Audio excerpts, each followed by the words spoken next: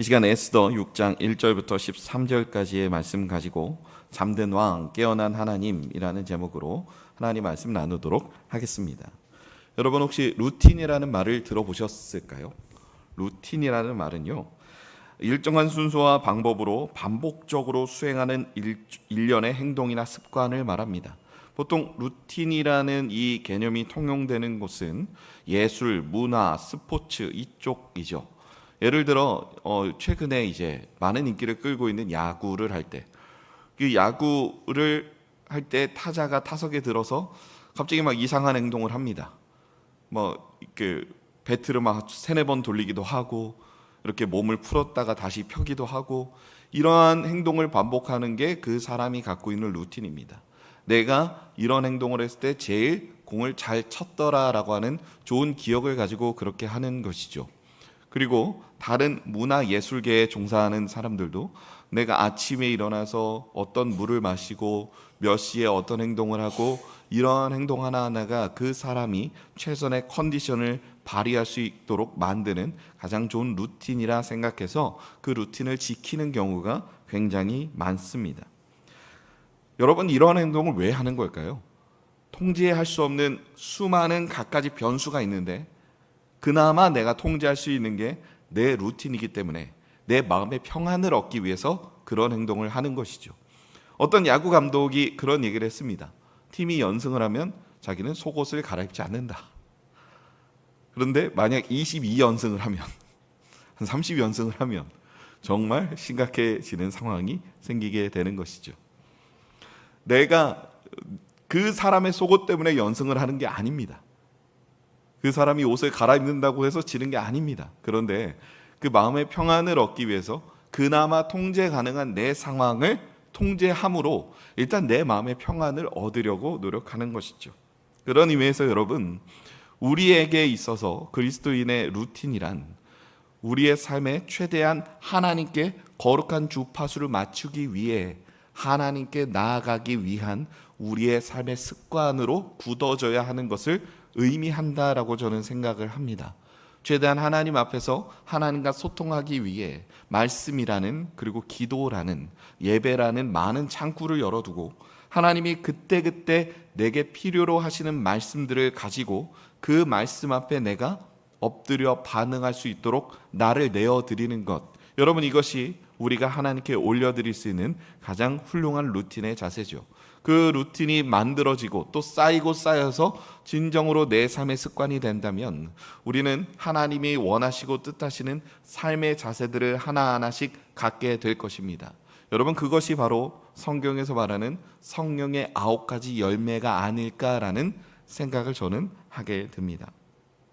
오늘 본문은 그런 의미에서 눈에 보이지 않는 하나님의 손길이 임했을 때 절대적인 권력을 쥐고 있던 아하수에로 왕의 견고하고 일상적인 통치의 루틴이 산산조각이 나버렸을 때, 그래서 하나님의 통치의 시간이 시작됐을 때 천하 만민 중 하나님을 붙들고 있는 삶의 루틴을 갖고 있는 사람과 그렇지 않은 사람이 어떠한 결과가 달라지게 되는지를 오늘 본문이 우리에게 말해주고 있다라고 저는 생각을 합니다.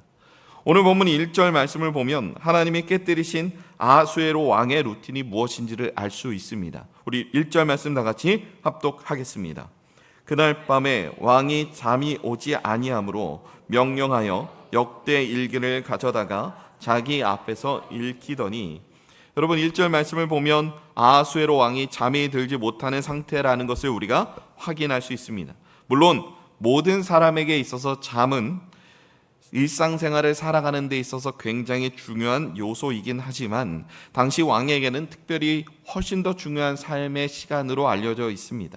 당시 문화적 배경 안에서 왕의 수면을 생각해 보면요, 신의 메시지를 듣는 시간으로 왕의 수면은 읽혀져 왔기 때문에 왕이 잠을 잘 잔다라고 하는 것은 이 지역에서 정상적인 통치를 하기 위해 준비하는 시간이다라고 인식되어 왔습니다. 그런데 잠이 들지 않는 겁니다. 그 말은 지금 왕이 의지하는 신의 메시지를 지금 왕이 들을 상태가 아니다, 들을 상황이 아니다라고 하는 왕의 마음에 어떤 불편함이 있다라고 하는 것이죠. 실제로 본문 안에서도 아수에로의 불면은 단순한 불면이 아니라 인간의 통치가 중단되는 상징적인 표현이라 할 수 있습니다.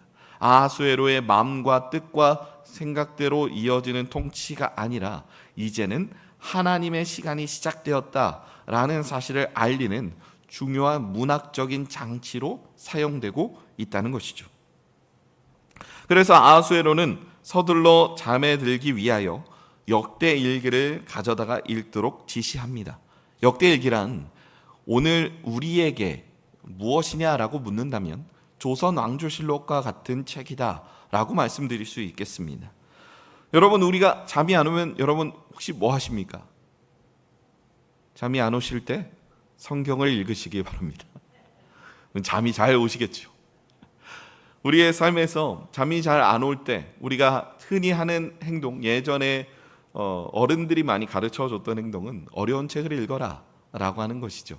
그래서 내가 빨리 잠이 들 수 있도록 만들라는 것입니다. 옛날에 스마트폰이 없고 아무것도 없던 시절에는 정말로 잠이 들기 위하여 일부러 어려운 책을 읽었던 경험도 있는 것 같습니다.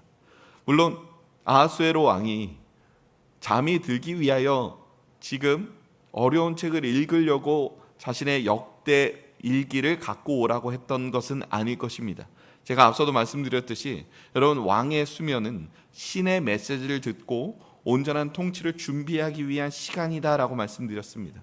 그런 아하수에로가 이제 역대 일기를 가져오라는 건 자신의 과거에 신의 메시지를 듣고 자신이 했던 통치의 시간들을 하나하나 되짚어보면서 지금 내가 잠에 들 수 없으니 이전에 했던 나의 통치의 흔적들을 통해 나의 통치의 시간들을 되새긴다. 그래서 신의 메시지를 내 안에 다시 되새기는 시간을 갖는다의 의미가 저는 조금 더 있을 거라 생각합니다. 그런데 정말 중요한 우연은 여기에서 시작이 되죠. 열심히 역대 일기를 살펴보던 중 그때서야 모르드게의 이야기를 발견하게 된 겁니다. 여러분, 모르드게는 아수에로 왕을 위해 무엇을 했을까요? 에스더서 말씀을 하나하나 살펴보면 이전에 모르드게는 왕을 암살하려는 음모를 밝혀냄으로써 아수에로 왕을 죽음으로부터 건져냈던 아주 중요한 역할을 수행했었습니다. 근데 읽어보니 그 내용이 역대일기에 있는 겁니다. 그때서야 생각이 난 아하수에로 왕은 신하를 불러다가 묻습니다.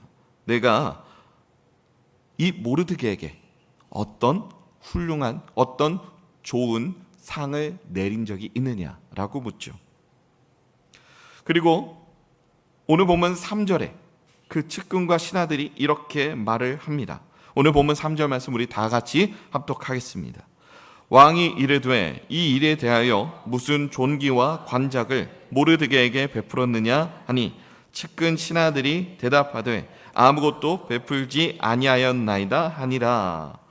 여러분, 당시 고대 페르시아 사회의 특징이라 할 수 있는 건 공로자에 대한 보상이 즉각적이고 굉장히 화려해야 했습니다.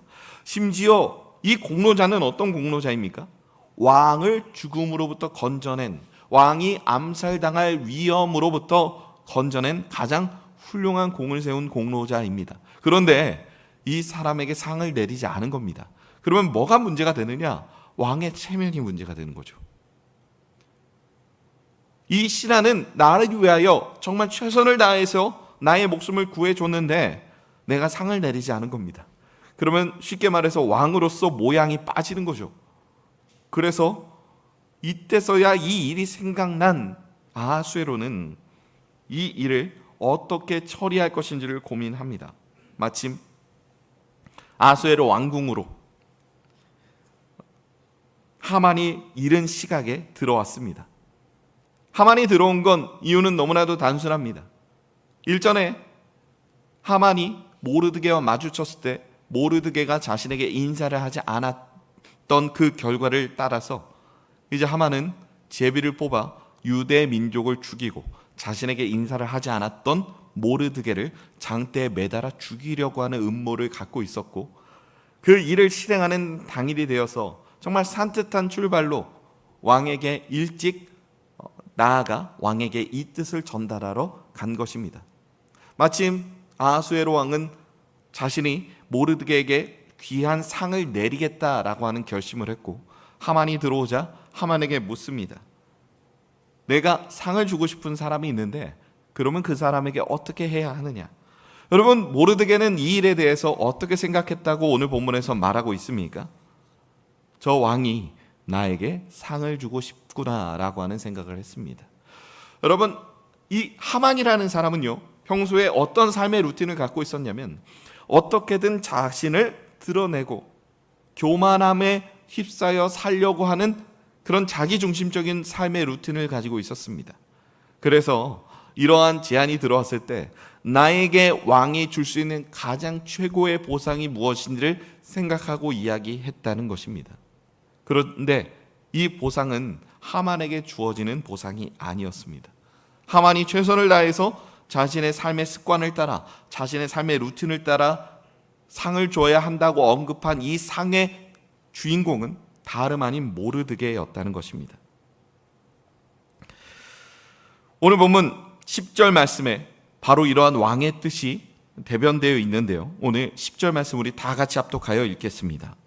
이에 왕이 하만에게 이르되 너는 내 말대로 속히 왕복과 말을 가져다가 대궐 문에 앉은 유다 사람 모르드게에게 행하되 물은 내가 말한 것에서 조금도 빠짐없이 하라. 여러분, 무슨 일을 행하고 있습니까? 지금 모르드게에게 하만이 생각하는 가장 최고의 보상을 내려야 하는 상황이 되게 된 것입니다. 어떤 보상일까요? 왕의 옷을 입히고 왕의 말을 타고 왕의 왕관을 쓰고 궁궐을 돌라는 것입니다. 무슨 뜻입니까? 왕에게 가장 큰 은혜를 입었다이기도 하지만 지금 모르드게가 이 페르시아라고 하는 나라에서 얼마만큼 높은 권력을 갖고 있든 아무 상관없이 당분간 모르드게를 절대로 건들 수 없다는 것을 의미합니다. 왕의 의복을 입은 자를, 왕의 은혜를 입은 자를, 왕의 은혜를 입자마자 죽일 수 있는 방법은 도무지 하나도 없었기 때문입니다. 그저 관리 중에서 말단의 자리에 위치한 모르드게를 페르시아 왕국의 세 손가락 안에 드는 정말 힘센 권력자인 자신이 존귀하게 만드는 일에 동원되는 지옥을 그는 맛보고 있다는 것입니다. 사실 모르드게와 에스더 입장에선 지금 처해 있는 현실이 풀어낼 수 없는 가장 어려운 숙제를 직면한 상황이었죠. 도저히 이겨낼 수 없는 강한 상대인 하만 앞에서, 그들에게 원한을 갖고 있던 이 하만이라는 사람 앞에서 그들은 이 풀기 어려운 숙제를 풀어내야 했던 상황이었던 것입니다. 여러분, 이 숙제의 내용은 무엇이었을까요? 제가 앞서도 언급드렸지만 이 숙제의 원인은 모르드게가 하만에게 인사를 하지 않은 것에서부터 시작이 됩니다. 그런데 하필이면 이 하만이라는 사람이 아말렉의 후손이라는 것입니다. 아말렉과 이스라엘 백성들 사이에는 어떤 이야기가 있을까요? 바로 아말렉 후손이, 아말렉 족속이 맨 처음 이스라엘 백성들이 출애굽을 했을 때 가장 연약해진 그 틈을 타서 기습을 했었고, 하나님은 그때 아론과 훌에게 모세의 손을 들게 함으로 그 전쟁을 승리케 하셨습니다. 그 이후로 하나님은 줄곧 아말렉 족속을 진멸하라 명령하셨습니다. 하나도 남김없이 진멸해야 하는 그 상황 속에서 사울 왕이 여자와 어린아이를 살려둠으로 하나님은 사무엘 선지자를 통해 그를 왕으로 세우신 것을 후회한다 말씀하셨을 정도로 하나님은 아말렉 족속을 미워하셨습니다. 그 상황에서 살아남은 그 어린아이의 후손으로 내려오다 보니 하만이라는 괴물이 탄생하게 되었고, 이 하만은 자신의 정치적인 수완으로 이 페르시아라는 제국의 높은 자리에 오르게 된 것입니다. 이 선조의 역사를 알고 있는 하만, 그런데 저 모르드게를 위시한, 그리고 에스더 왕후를 위시한 저 유대 민족을 어떻게든 내가 죽이고 싶은데 그 명분이 없다가 저들이 나에게 인사하지 않았다라고 하는 좋은 명분을 잡았고, 이제 저들을 멸망시킬 가장 좋은 기회인 제비 뽑는 날 부림절을 맞아서 저들을 죽일 수 있는 기회를 엿보고 있었던 상황이었습니다. 정말 이렇게 풀기 어려운 숙제, 정말 크나큰 권력자 앞에서 그들이 겪어야 했던 이런 말도 안 되는 어려운 숙제 앞에서 그들이 해야 할 것은 아무것도 없었고 그들이 할 수 있는 일도 아무것도 없었습니다. 그저 그들은 평소에 자신들이 하던 대로 그들에게 삶의 안식처를 제공해 주신 하나님, 지금까지 우리를 인도해 주신 하나님을 의지하며 내가 기꺼이 죽으면 죽겠다라고 하는 결심으로 이 상황을 맞이하기로 한 것입니다. 반면에 하만은 자신의 가장 익숙한 죄악의 루틴대로 이 모든 상황을 이끌으려 노력했습니다. 한동안은 일이 순조롭게 진행되나 싶었지만 단 하나의 작은 사건, 하필이면 아하수에로가 모르드게가 죽는 날 새벽에 역대 일기를 읽음으로 이 모든 일이 다 틀어지게 된 것이죠. 바로 왕의 잠이 달아나게 된 사건 때문에 모든 일이 틀어지게 되었다는 것입니다. 잠언 21장 1절은 우리에게 이렇게 말합니다. 왕의 마음이 여호와의 손에 있음이 마치 봇물과 같아서 그가 임의로 인도하시느니라. 여러분, 여기서 말하는 왕은 고대 시대 일반적인 통치자를 말합니다. 여호와의 손은 그의 주권을 말하죠. 봇물과 같다는 건 강의 물줄기가 나아가는 대로 왕이 자신의 마음대로 통치 행위를 하는 것처럼 보이지만 하나님의 주권적인 손길이 강의 물길을 제어하듯 왕의 통치의 방향성을 이끌어 주신다라고 하는 말씀이 오늘 지금 우리가 읽은 잠언의 말씀입니다. 사실 아하수에로 왕은 선하고 성실한 왕이 아니었습니다. 그는 나름 호전적이고 훌륭한 통치를 했고 그로 인해 이 페르시아의 전성기를 이끌었던 왕이었지만 하만이 한 민족을 몰살시키겠다고 했을 때 그들이 누구인지 제대로 묻지 않고 따지지도 않고 도장을 내어준 게으른 왕이었습니다. 세상은 자기 편한 대로 방관하며 다스리는 것이 그가 여태까지 살아오던 삶의 습관, 루틴이었습니다. 하지만 하나님은 그런 게으른 통치자의 루틴을 가만히 내버려 두지 않으셨습니다.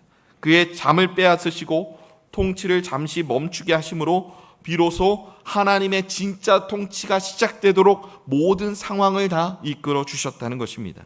이 놀라운 반전의 결과가 10절에 등장하죠. 우리가 아까 읽었던 10절 말씀 우리 다 같이 함께 합독하도록 하겠습니다. 이에 왕이 하만에게 이르되 너는 내 말대로 속히 왕복과 말을 가져다가 되골 문에 앉은 유다 사람 모르드게에게 행하되 물은 내가 말한 것에서 조금도 빠짐이 없이 하라. 하만은 자신이 죽이려고 했던 모든 준비를 마친 원수를 자기 손으로 직접 최고로 존귀하게 만들어야 하는 수행원으로 전락해 버린 것입니다. 가장 완벽해 보였던 하만의 악한 루틴이 하나님의 개입 한 번에 가장 끔찍한 치욕으로 바뀌게 된 것이죠. 그런 의미에서 오늘 말씀이 우리에게 주고자 하는 하나님의 뜻은 무엇입니까? 저는 오늘 이 말씀이 우리의 삶에 정말 내 습관을 따라 형성된 모든 삶의 루틴이 무엇인지를 묻고 있다라고 생각을 합니다. 여러분, 여러분의 삶에서 형성되어 있는 하나님과 여러분의 삶을 더 친밀하게 지탱해주고 있는 그 루틴의 끈들은 무엇입니까? 이전에 제가 사역을 할 때 어떤 청년이 저에게 이런 질문을 한 적이 있습니다. 신방 중에 자신의 삶의 형편이 꽤나 답답했습니다. 그 청년의 상황은요, 아버지가 코로나 백신 후유증으로 갑자기 급사해 버리셨습니다. 평범했던 가정은 지옥이 되었고 그 가정 안에 3남매 중에 그나마 누나는 결혼해서 잘 살고 있지만 자신의 형이 지적 장애를 갖고 있었습니다. 지적 장애를 갖고 있는 형이 통제가 되지 않고 아버지가 갑자기 소천하심으로 어머니도 갑자기 모든 삶이 무너져 버린 상황에서 이 가정을 내가 어떻게 해야 하는가? 하나님이 우리 가정을 향해 어떤 뜻을 가지고 계시는가? 저에게 정말 처절한 말로 계속해서 물어오는 청년이 있었습니다. 그 청년을 자주 만나고 그 청년을 위해서 정말 간절히 함께 기도하며 그 청년에 제가 이러한 권면을 한 적이 있습니다.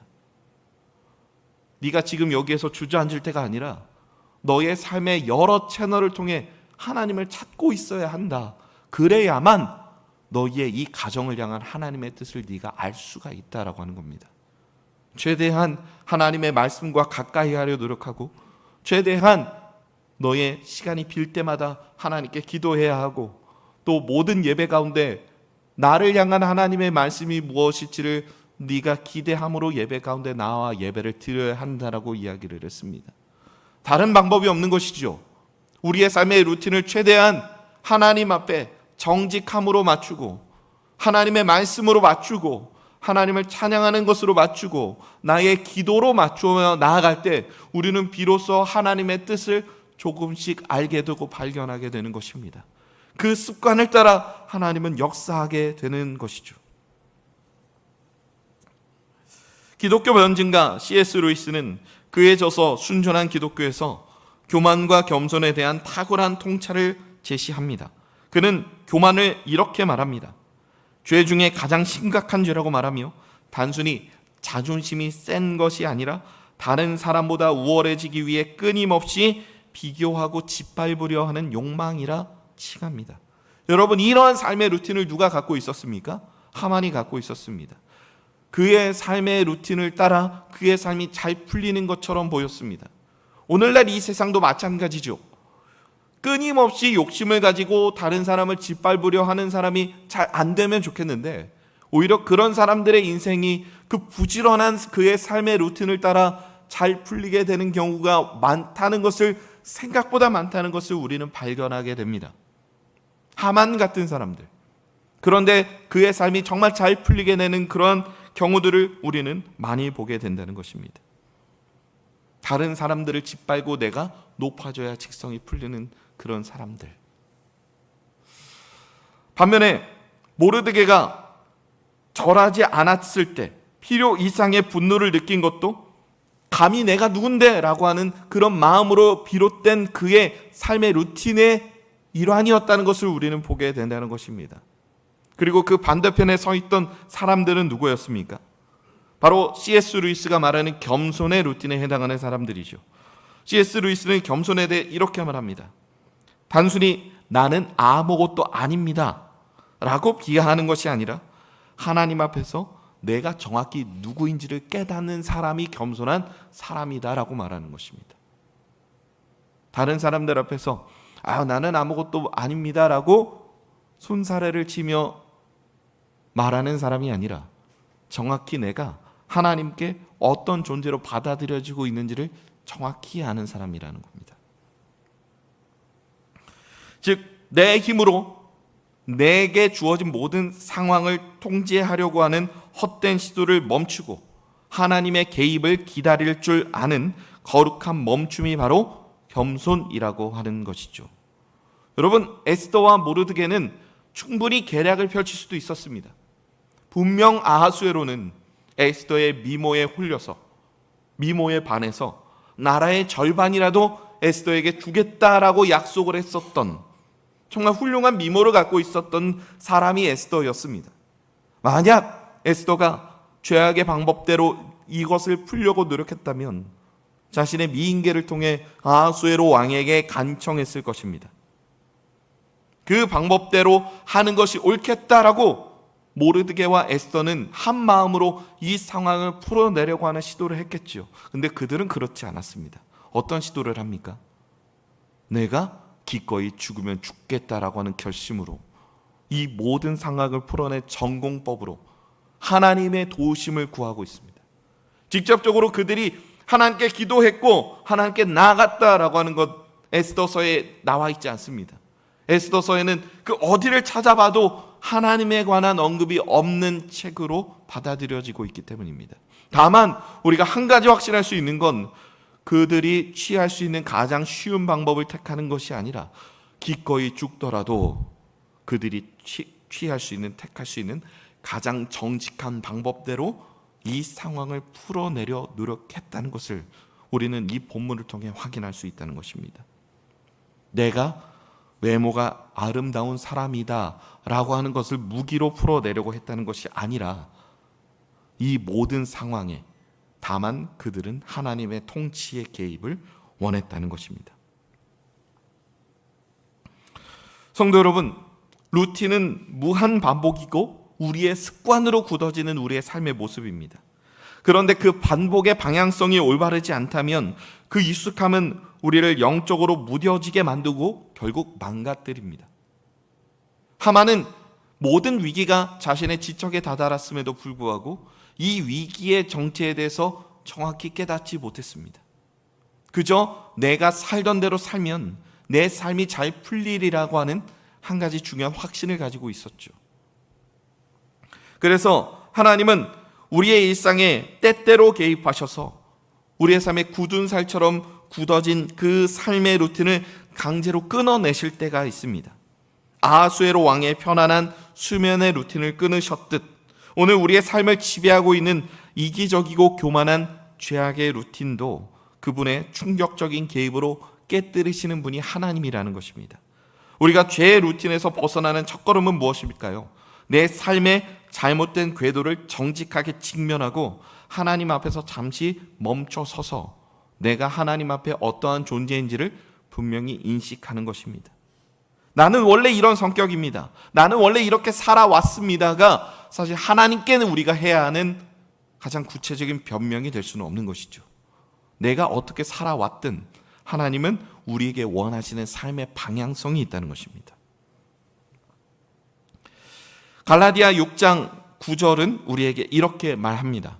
우리가 선을 행하되 낙심하지 말지니 포기하지 아니하면 때가 이름에 거두리라. 오늘 본문은 우리에게 익숙하지만 파격적인 죄악의 루틴을 끊어내고 묵묵히 십자가를 따르는 거룩함의 루틴으로 나아가라라고 권면합니다. 다른 사람들처럼 조금 더 쉬운 방법, 조금 더 쉬운 길을 택하여 나의 삶에 훌륭한 경영을 해 나갈 것을, 그런 자기 개발서적인 그런 역할을 오늘 본문이 우리에게 하고 있는 것이 아니라 기꺼이 예수가 걸어 나가셨던 그 십자가의 길을 걸어 나갈 때 하나님의 도우심을 목도하여 지켜보라고 오늘 본문은 우리에게 말하고 있다는 것입니다. 에스더가 외쳤던 내가 죽으면 죽으리라 라고 했던 그 고백이 주는 교훈이 바로 이것입니다. 기꺼이 내 상황이 불리하게 흘러갈지라도 그럼에도 불구하고 나는 하나님이 내게 주신 정직한 그 방법 그대로를 사용하며 나가겠습니다. 내가 이 방법을 택할 때 비록 나에게 손해가 올지라도 하나님, 나는 이 세상처럼 다른 이들을 속이며 나 자신을 높이는 방법대로 나아가지 않고 이것이 손해가 될지라도, 그래서 내게 마땅히 손해가 입혀질지라도 이것이 예수가 걸어 나가셨던 십자가의 고난이라 생각하겠습니다 라고 그 길을 담대히 걸어갈 것을 우리에게 요구하고 있다는 것입니다. 차라리 손해를 보는 발걸음, 차라리 손해를 보는 삶의 거룩한 루틴이 우리의 삶에 덕지덕지 만들어졌을 때 여러분, 세상은 그때야 비로소 우리를 예수로 볼 것이기 때문입니다. 성도 여러분, 우리의 삶의 거룩함의 루틴을 하루하루 만들어 나가는 저와 여러분의 삶이 되시길 바랍니다. 오늘 에스더서를 통해 우리가 살펴봐 알 수 있듯이 차라리 고난을 택하고 차라리 정직함 속에서의 손해를 감수하며 나아갈 때 하나님은 모든 상황을 깨뜨리시면서까지 우리를 도우실 수 있는 하나님이라는 것을 우리가 보게 된다는 것입니다. 당장은 손해처럼 보이지만 결국 하나님은 그 일들을 손해로 우리에게 안겨주지 않으실 하나님이십니다. 여러분, 그렇다면 지금 당장 손해를 선택하여 하나님이 기뻐하실 만한 정직의 길을 걸어 나가실 때, 그래서 여러분들의 모습을 통해 예수가 조금씩 보이기 시작할 때 하나님은 비로소 여러분을 통해 하나님의 거룩하신 삶의 길이 무엇인지를 우리로 하여금 분명히 알게 하실 줄로 믿습니다. 우리의 삶에 여러 가지 선택의 기로가 놓일 때가 있습니다. 여러분, 그때마다 우리가 기억하시기 바랍니다. 지금 내가 작은 선택의 기회 하나하나마다 예수가 걸어 나가셨던 십자가의 길을 선택함이고요, 십자가의 루틴을 만들어 나갈 때마다 여러분, 우리의 삶에 하나님께서 행하시는 놀라운 일을 하나하나 발견하게 되는 거룩한 루틴을 하나하나 만들어가는 것임을, 그래서 기꺼이 그 길 기쁨으로 걸어 나갈 수 있는 것임을 마음속에 결단함으로 앞으로의 삶을 하나님께 올려드리는 저와 여러분의 삶이 되시길 주님의 이름으로 축복합니다.